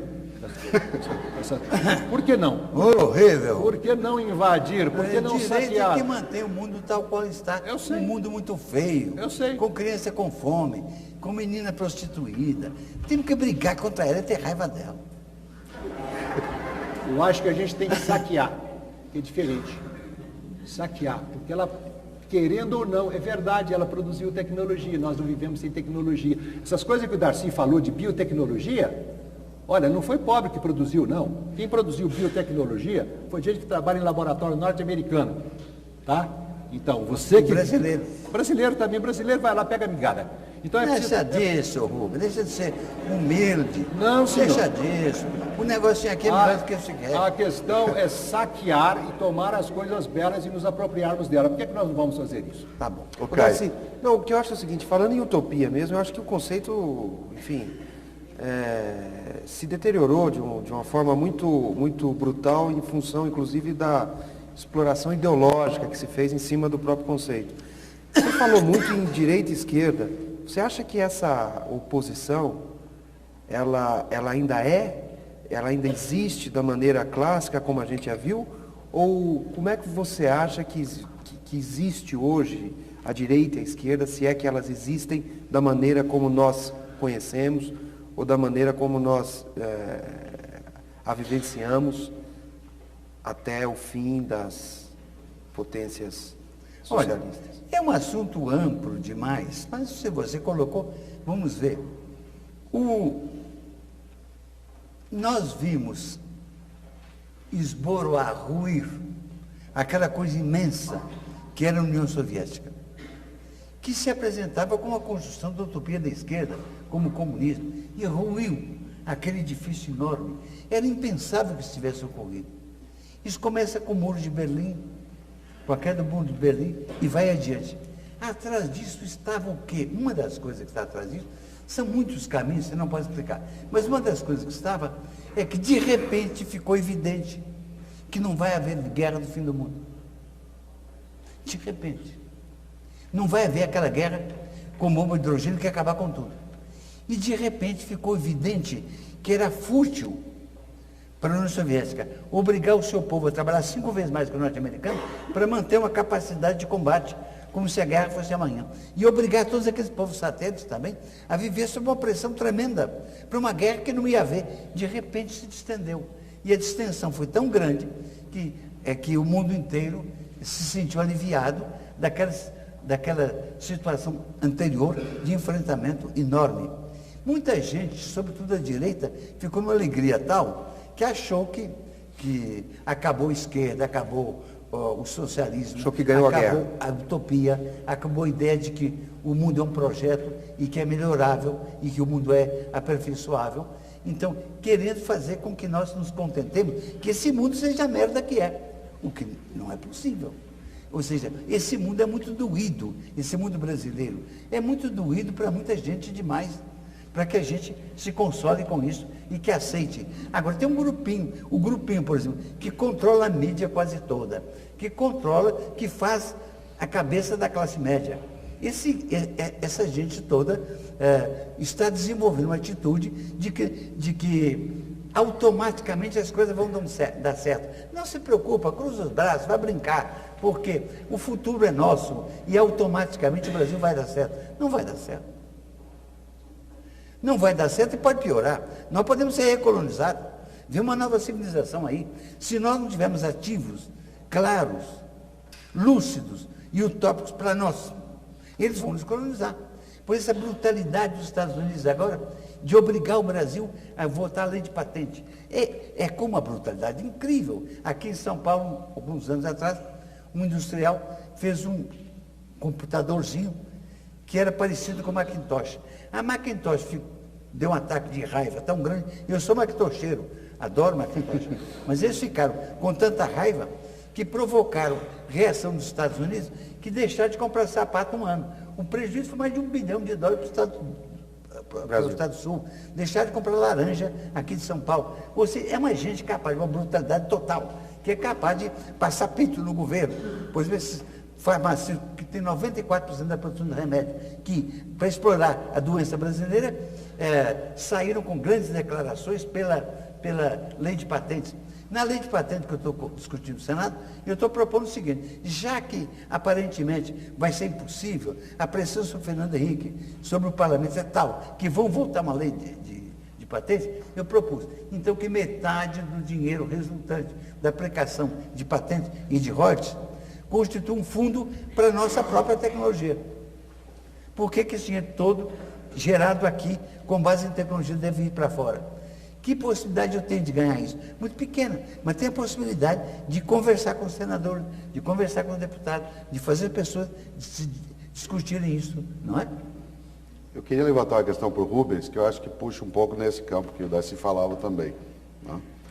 Sobre a possibilidade de você lidar com utopias que vão se colocando um pouco fora da previsão, né, da tecnologia exclusiva ou da importação de algumas coisas, etc., né? Se você imagina o futuro até que você espelha nas coisas que produz, etc., né? Qual é o lugar da tecnologia nele? Faz parte dessa utopia que você já teve, né? Porque você disse logo no início que não tinha mais a tecnologia. Qual é o lugar dela? Qual é o lugar dos macintosheiros, dos micreiros, etc.? Qual é o lugar disso, né? Dá para eletronificar a utopia? Você veja, graças a um aparelhinho de som que eu tenho lá em casa, eu já ouvi mais Beethoven do que ele mesmo. Isso é uma grande felicidade. A possibilidade de produzir tecnologia, eu já fui muito crítico, né? E até o Marcuse, né? Toda aquela crítica do sistema tecnológico, e essa crítica permanece válida, né? Que o sistema tecnológico cria uma lógica dele mesmo. Mas há coisas fantásticas, né, que contribuem para a felicidade. Você sabe que eu tenho um sonho assim meio De vez em quando eu me entrego aos sonhos místicos, né, eu tenho vontade de me reencarnar. A ideia de ir para o céu me é horrível, eu acho o céu um lugar chatíssimo, mas eu gostaria muito de voltar à Terra, sabe? A Terra é ótima, é um lugar delicioso, é o sonho do Nietzsche, né, do eterno retorno. Ele quer voltar, mesmo com todos os sofrimentos, essa Terra é ótima. Mas eu gosto de voltar para o passado, eu não tenho muito interesse no futuro, não. Eu gosto de voltar lá para Minas Velho, Mundolo, essas coisas, eu sou muito saudosista. Mas há uma coisa de que eu não abro mão, porque eu já experimentei na minha vida, anestesia, né? Eu tive anestesia, hérnia de disco, eu tive hérnia de disco, é um sofrimento. Já tive cálculo renal, é um sofrimento. Eu fico pensando, as pessoas no século passado, como é que se arrumavam? Então, a tecnologia trouxe uma possibilidade de nós construirmos um mundo maravilhoso. Então, é a questão da gente saber, a gente antropofagicamente se apropriar daquelas coisas que mesmo os inimigos estão produzindo, para que a gente possa produzir uma sociedade amiga para a felicidade de todo mundo. Né? E para você, puxa, depois eu quero voltar a isso. Só para lembrar uma frase do Marcuse, e tem tudo a ver com a nossa situação atual, com as dominações. Ele dizia que era possível, no momento que ele estava escrevendo, eliminar a fome e a miséria apenas com as forças materiais e intelectuais tecnicamente existentes. Claro. É possível. O homem sabe há muito mais tempo do que se pode imaginar, criar a fartura total. Inclusive, uma coisa que as pessoas não percebem, que é muito importante, a miséria do mundo é obra do homem branco. Quer dizer, antes da expansão europeia, os povos tinham seus sistemas ecológicos de vida, grande equilíbrio, e a descrição da Europa, de cada lugar que ele chega, é uma ilha da felicidade. Quer dizer, na medida em que aquela gente é aliciada para ser escrava, para produzir mercadoria, é que se dá um desastre. Então, eu discuto muito na Europa, com o europeu, coisas básicas. Uma das coisas básicas é a seguinte: o mundo é responsabilidade de vocês. Vocês fizeram esse mundo faminto e horrível que está aí. Você tem a tendência de considerar que os pobres são culpados da sua pobreza. Não, vocês é que são culpados. Vocês, na Europa, por exemplo, uma discussão que eu tive lá há pouco tempo atrás, de 2 países. Na Alemanha e na Espanha, a tendência é considerar que nós somos os maus pagadores. Pedimos dinheiro emprestado, não pagamos, temos uma dívida enorme. É uma canalha. O Brasil já mandou, depois da guerra, 5 vezes mais dinheiro do que recebeu. Então nós somos exportadores de capital. Isso a mídia também não diz ao povo. Nós somos exportadores de capital, o que nós mandamos para fora é muito mais do que nós recebemos de fora. Então há aqui uma quantidade muito grande de ilusões que precisam ser compreendidas e que, na medida que a gente compreende, o nosso papel no mundo fica mais claro. Você falava aí com o Rubens de utopia. Estou criando, agora, no Norte Fluminense, na zona que produz 60% do petróleo do Brasil, uma universidade que eu chamo de terceiro milênio. Em Campos. É uma universidade voltada, assim como eu criei a Universidade de Brasília, eu estou criando esta, voltada para o domínio da ciência e da tecnologia. Porque ou nós dominamos, nos laboratórios, com cientistas, a ciência e a tecnologia, ou nós vamos ser colonizados, porque não vamos nem entender a linguagem do mundo do futuro. Lá esteve o governador, agora há pouco tempo, e alguém mostrava a ele coçou a cabeça, porque provavelmente não teria coragem de comprar um microscópio eletrônico que eu comprei por 4.700.000 dólares. É um dos microscópios eletrônicos para frente. Quer dizer, nós tínhamos um microscópio eletrônico que aumentava 800 vezes, isso aumenta 3.000 vezes. Ou o Brasil paga um preço e acompanha o progresso tecnológico e contribui para ele, ou nós vamos ser colonizados outra vez. Então, realmente, o domínio da tecnologia, que é caro, que precisa de muita devoção, é preciso dar muita atenção à sociedade brasileira para o progresso da ciência, como comunidade científica, lutando por isso há anos e anos, criatura de São Paulo. É preciso saber que São Paulo gasta mais que todos os estados com suas universidades, faz muito bem, o Brasil precisa disso. É claro que eu dou todo o valor, e o meu campo de predileto é ensino primário, e há muita coisa, mais coisa fazer no ensino primário, mas não se pode passar sem um saber universitário, Então, sem um saber tecnológico e científico do mais alto padrão. Então nós não podemos, desculpe te interromper, nós vamos levantar algumas questões que são trazidas ou pelo público ao vivo ou por escrito, e algumas delas são dezenas e dezenas, estão aqui nas minhas mãos. Inclusive, o Darcy poderá voltar depois daquele tema que eu dei um corte antes, mas eu queria começar com o Rubens. O Rubem, onde você vê, pergunta aqui, o ponto de equilíbrio entre a utopia, que é o sonho, e a realidade, dentro de um ser humano? Onde é que isso se equilibra? A utopia e o sonho? Não há ponto de equilíbrio. No momento eu estou tendo a minha visão. Na realidade, quando você tem a visão, você se transforma num dançarino. Eu escrevi um livro que eu dei o título O Poeta, o Guerreiro, o Profeta. E eu dei esse título de propósito.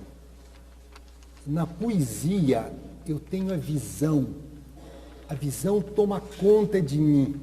Ela me possui. E quando ela me possui, eu me transformo num bailarino. Se você quiser, esse bailarino pode assumir a forma de um guerreiro. Então, não é equilíbrio. É um movimento. É uma flecha. A gente se transforma numa flecha na direção do futuro. Muito interessante. Nós vamos agora para uma questão ao vivo. Por favor, a quem é a sua pergunta? Eu vou fazer duas perguntas. Ao professor Rubem Alves, ele falou que não gostaria de entrar nos partidos políticos. Eu perguntaria ao professor se não seria talvez uma questão de mudar as regras do jogo para que ele entrasse em algum partido político. E para o professor Darcy Ribeiro, fala-se muito, professor Darcy Ribeiro, que o socialismo acabou. E nós da esquerda acreditamos que ele não acabou. A Revolução Russa, por exemplo, tem apenas 78 anos. E o homem na sociedade moderna tem em torno de 10 mil anos. E não se pode querer acabar uma revolução simplesmente porque um país fracassou. Acabar com essa utopia. E eu perguntaria ao professor o que nós da esquerda podemos fazer diante do poder da direita, que tem toda a mídia em mão, com todo esse poder enorme, para revertermos essa situação, para fazer com que as pessoas acreditem que é possível a utopia de esquerda. Darcy. Mas a primeira pergunta foi para o Rubem. Mas eu vou deixar o Rubem para depois pensar um pouco com o... Você ainda lembra da pergunta? Lembro sim, lembro. Meu amigo, o socialismo vai acabar no dia que acabar a fome, a prostituição infantil, a miséria, a angústia humana. Nesse dia, é claro que isso existe no mundo inteiro. Tem sentido você ser socialista em Nova Iorque. Nova Iorque é uma mancha imensa de pobreza na riqueza. Então, tem todo sentido o socialismo.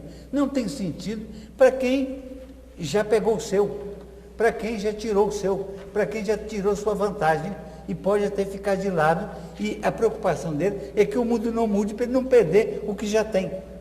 Na realidade, isso é uma minoria minúscula, muito poderosa, muito perigosa, muito sábia, muito assessorada. Mas o socialismo é a luta contra isso, é para um mundo mais habitável para todos os homens. E isso é preciso, sobretudo nesse nosso país. Você vê o Betinho aí, nos chamando para prestar atenção na fome. E o Brasil presta pouca atenção no Betinho, devia prestar muito mais atenção no Betinho, devia se envergonhar. A qualidade brasileira hoje devia ser, sobretudo, com indignação. Por que tanta gente desempregada? Por que tanta menina jogada na prostituição? Por que tanta violência? Por que tanta mortalidade, tanta criminalidade? Uma menina de 11 anos, na Dinamarca. Eu fui visitar uma escola de tempo integral de lá, que a escola comum, a criança passa o dia inteiro. E passei a manhã toda conversando com as crianças.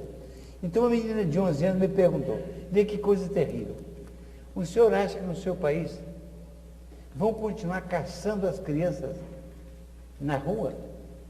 Quer dizer, eu tinha a impressão de que havia pessoas como metralhadora, se ela viesse aqui, podiam caçá-la. Então, como é que você vai explicar para essa criança em que a mídia levou a ideia de que esse é o país em que se mata criança, porque mais crianças são mortas a bala aqui do que no resto do mundo? Como é que você vai explicar? E como é que você vai dizer que não tem lugar para utopia e para socialismo? Isso é coisa da canalha que quer que o mundo continue tal qual é, ruim como é. E aí, ele perguntou se você lembra da pergunta. Claro. Daí eu quero lembrar os espectadores. A pergunta é sobre o regra de partidos ou da política ou da vida partidária. Para vocês que não se lembram da pergunta, é sobre a minha participação em algum partido de esquerda. Olha, há um momento na vida que a gente tem que fazer uma opção, porque o tempo não dá para fazer todas as coisas que a gente desejaria fazer. Então a gente tem que deixar muita coisa de fora, muita coisa gostosa, que seria prazeroso fazer. Uma das razões porque eu não participo é porque eu estou envolvido em tantas outras coisas que realmente a minha prioridade está em outro lugar. Mas eu vou dizer a você a razão mesma por que eu não entro. É porque a minha vida inteira eu fui de esquerda, sempre de esquerda, e eu quero ter a liberdade de ser a esquerda da esquerda. Se eu entrar para a esquerda, então eu vou ser a direita na esquerda. E eu não quero ser a direita na esquerda, eu quero ser a esquerda da direita.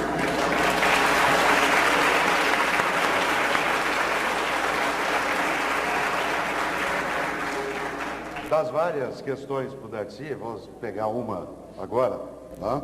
Depois nós voltamos a quem está aqui na plateia. A pergunta é a seguinte, Darcy.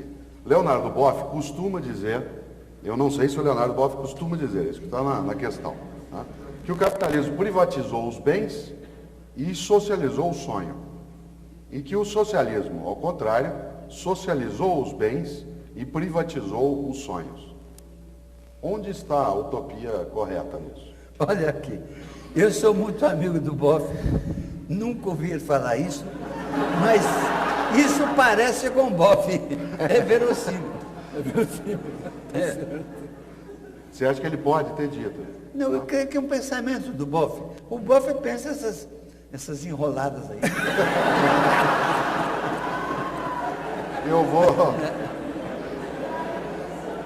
Eu também nunca ouvi falar isso.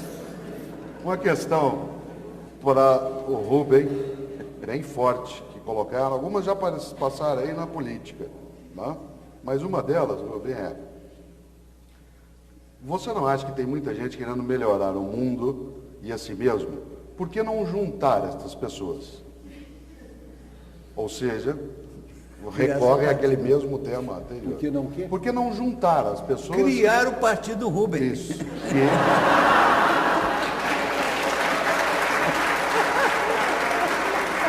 Ou então, Rubem, ou então juntar você com o Darcy. Olha, deixa eu dizer uma coisa, é justamente isso que eu tenho tentado fazer a minha vida inteira, só que eu faço de uma maneira diferente. Eu faço isso através da literatura.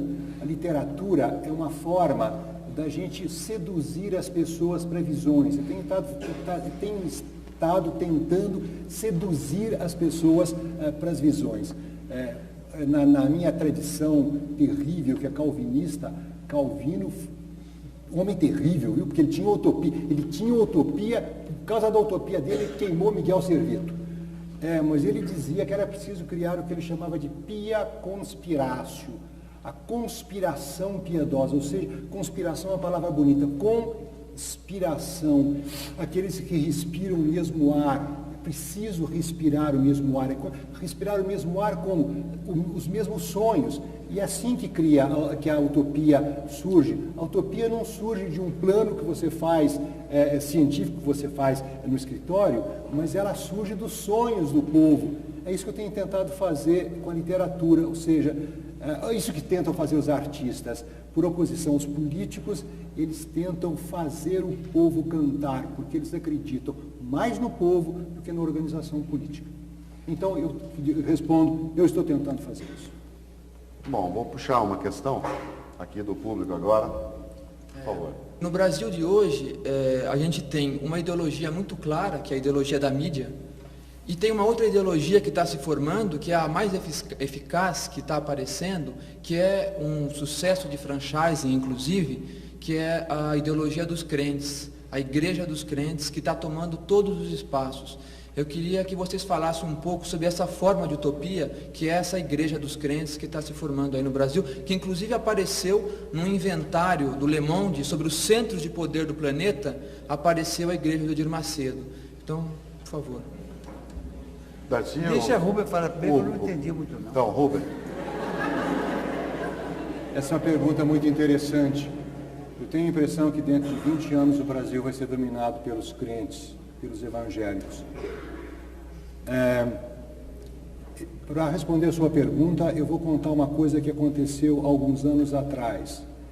Eu estava ligado a uma agência ecumênica e nós recebemos uma carta de um bispo lá do norte do país, perguntando a gente o que fazer para o fato de que, face ao fato de que comunidades eclesiais de base estavam se convertendo a granel para as igrejas pentecostais. Todos nós que estávamos envolvidos naquela situação estávamos de acordo com uma coisa, é que as comunidades eclesiais de base, que tinham uma ideologia rigorosamente política, haviam deixado de falar, de ter linguagem para exprimir uma parte da utopia do povo. Por exemplo, ela não tinha o que falar diante de uma criança morta. Diante de uma criança morta, o que você diz? Numa sociedade socialista a criança não vai morrer mais. Isso não consola as pessoas. Então, faltou alguma coisa. A Igreja Católica, o velho Gustavo Corsão estava completamente gagá, mas ele estava certo quando ele disse que com o Vaticano II, a Igreja Católica virou protestante. Ou seja, a Igreja Católica perdeu uma dimensão simbólica, ela não tem mais a dimensão simbólica. Aliás, eu tenho uma fantasia, o seguinte, que talvez a igreja ficasse melhor se todo mundo começasse a falar latim de novo. Porque se todos falassem latim, eu vou explicar para você, Darcy. Tupi é melhor. Sabe, se começar a falar latim, todas as pessoas vão ter a sensação de que coisas maravilhosas estão sendo faladas, mas falam em português e as coisas são absolutamente terríveis. As igrejas dos crentes respondem a necessidades muito concretas, não resolvem as necessidades, mas elas estão falando a necessidades concretas do povo, necessidades do tipo de milagre, como arranjar emprego, como ficar rico, ou seja, que é uma forma de ajudar o pessoal a ser capitalista sem entrar por milagre, sem ser o Bispo Macedo, né? Que é realmente um empresário extraordinário. Então, é verdade, o que eu vou fazer é verdade. Né? Eu, com toda a minha inteligência, não consigo fazer nada, ele consegue fazer aquelas coisas. Eu estou totalmente de acordo com o Rubem. Uma das coisas mais importantes do Brasil de hoje é a expansão dos cultos evangélicos. A Igreja Católica entrou em decadência feia, que me dói muito. Isso começou no princípio do século, quando houve um movimento de romanização ou de criação de uma igreja correta. Então passaram a proibir as coisas do povo, as festas. Na minha cidade, por exemplo, eu sempre brinco que quero ser imperador, porque era minha vocação menino. Porque em cada ano, no mês de agosto, 3 meninos eram coroados imperadores do divino dentro da igreja. E toda a gente comia na festa do divino. A igreja comandava a vida. Mas esses padres belgas, holandeses que chegaram aqui, quiseram fazer disso uma Holanda, foi um desastre para o Brasil inteiro. E abriram um espaço muito grande para os protestantes que estavam chegando. Não chama protestante, não, fala evangélico. Evangélico estava chegando. Agora, então, eles tiveram uma expansão muito grande, porque, primeiro, são capazes de formar um missionário, um pastor, em dias, treiná-lo e colocá-lo junto do povo, lendo a Bíblia.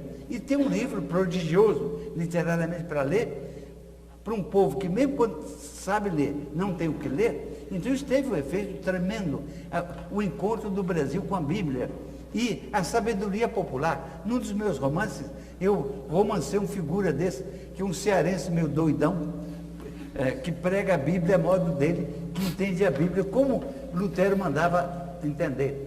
A grande revolução europeia, uma das grandes revoluções, foi o doido do Lutero, que decidiu que a forma suprema de rezar era ler a Bíblia. A Bíblia até então era proibida, porque era uma coisa para os sábios, para o sacerdote formado. Ele generalizou. Com isso, ele converteu todas as igrejas em escolas. Com isso, alfabetizou todas as áreas em que o evangelismo tinha precedência. Por outro lado, tem outra coisa extremamente misteriosa para mim, mas eu sou antropólogo, estudo essas coisas e vejo aí, por exemplo, eu creio que nós estamos num tempo em que Deus está solto, sobretudo a pomba do Divino Espírito Santo, está doido aí, fazendo milagre. Então, tem milagre em todo lugar, surge milagreiro em todo lugar, e na Igreja Católica também. Então estão surgindo milagreiros, o que é uma maravilha, porque o ruim de uma religião é quando os padres todos são burocratas de Deus, estão ali obrigando a cumprir as regras. De repente, isso está se quebrando. O mal todo é que o Vaticano, por influência norte-americana e de outros, pegaram um polaco meio doidão, fizeram papa. O polaco vinha da luta anticomunista, ele só pensa no comunismo, e ele chegou lá, então faz doiduras. Por exemplo, não permitir que homens maduros, que já criaram seus filhos e que querem ser pregadores, se preparem para ajudar os sacerdotes. Com isso, ele multiplicaria por 1000 a quantidade de pregadores da igreja. E a igreja não ficaria condenada a ter tanta gente de conduta desviada. Porque e a tendência é concentrar cada vez mais. Eu não tenho nada contra a bicha, mas é claro que é preciso ter padre macho também. Viu, Darcy? Toda essa coisa é confusa. Então a igreja, eu creio que amanhã vai se abrir para ter pregadores de tipo diferente e ela vai recuperar um pouco do território. Mas não faz mal isso do evangelismo. E faz muito bem. Você calcula. A história natural de um operário comum é encher a cara dele de cachaça na sexta-feira e encher a cara da mulher dele de porrada. Isso é uma coisa terrível, porque a brutalidade que é nessa área. Na medida em que uma religião chega e que impede de tomar cerveja, cara, não é cachaça, é cerveja, e que cultua, por exemplo, a virgindade das meninas, é muito bom que virtude seja cultuada. É muito bom para o povo, que não tem chance nenhuma disto. Então, eu acho que hoje em dia há muito mais virgem no mundo, no Brasil, do que havia antes, porque as meninas pobres todas estão querendo ser virgem. A chance que não havia e preocupação que não havia. Então, eu acho que a pomba do Divino Espírito Santo está solta, fazendo milagre. A quantidade de milagreiros que me procuram para me curar do câncer é enorme, e todos eles certos, seguros de que podem algo curar. A minha convicção é de que há mais coisas que a gente vê no mundo natural. Há um sobrenatural. Só que o sobrenatural é natural, falta é compreendê-lo. E eu acho que esse movimento, essa religiosidade introduzida no povo, faz mais bem ao povo do que mal. Então, nós estamos nos últimos minutos, mas eu gostaria de uma fala quase que final nesse programa de cada um, né, dos dois, sobre... Você disse no início que não tinha uma utopia hoje, que você não era utópico. Qual o desejo que você tem para nós? Qual é a sua utopia para nós? Para nós, eu vou dizer a utopia para nós, eu não sei se é nós aqui, eu vou dizer a utopia para mim, sabe? Uma utopia muito individualista, quer dizer, é uma historinha zen. Não dá tempo da história. Se ela for igual àquela outra, que eu Não é curtinho. O sujeito é o seguinte: um homem estava numa floresta, ouviu um rugido terrível, era um leão, ele ficou com muito medo, correu, caiu num precipício, se agarrou num galho e ficou pendurado sobre o abismo. Pendurado sobre o abismo, ele olhou para a beirada do abismo e viu uma plantinha com uma coisa vermelha lá, era um morango. Ele esticou o seu braço e o comeu, estava delicioso. Terminou a história. Vamos dizer da seguinte maneira: no meio de todas essas confusões, de frustrações, de utopias não realizadas, de utopias prometidas, a vida é a gente estar pendurado sobre o abismo, a gente está, e há morangos maravilhosos, e um dos morangos é justamente estar com vocês aqui essa noite, que é um grande prazer.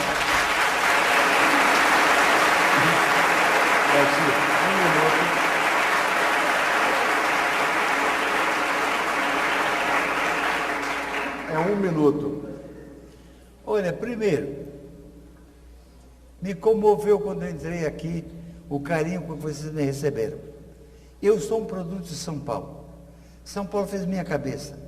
Aqui eu vim estudar, foi que São Paulo me jogou no mundo para estudar populações indígenas, o que era muito inverossímil para um jovem vindo de Minas Gerais tomar esse caminho. Então eu gosto muito de São Paulo. Você pergunta a utopia. Minha utopia é singela. Eu quero que em tempos previsíveis, se possível, que eu possa ver, mas que nós todos tenhamos coisas tão simples, como um emprego para cada pessoa que queira trabalhar. Um emprego, o direito sagrado a um emprego para trabalhar, senão está condenado à delinquência. Um emprego. Segundo, que todo mundo coma todo dia. Terceiro, que toda criança tenha uma escola honesta, em que ela não seja tratada como negrinho de merda, mas que ela seja ajudada a ser um cidadão do mundo, a ser um cidadão do Brasil. Então, eu acho que essas coisas, e mais, as coisas assistenciais, mas isso que é fundamental, o emprego, a atenção às pessoas, a saúde, são coisas conquistáveis nesse país, são coisas alcançáveis. Com a reorganizaçãozinha do Brasil, nós podemos dar isso a todos os brasileiros, mas não será dado nunca se isso deixar na mão dos politicões da direita, como foi até hoje, se deixar na mão da mídia dopada pela direita que existe aí. Muito obrigado.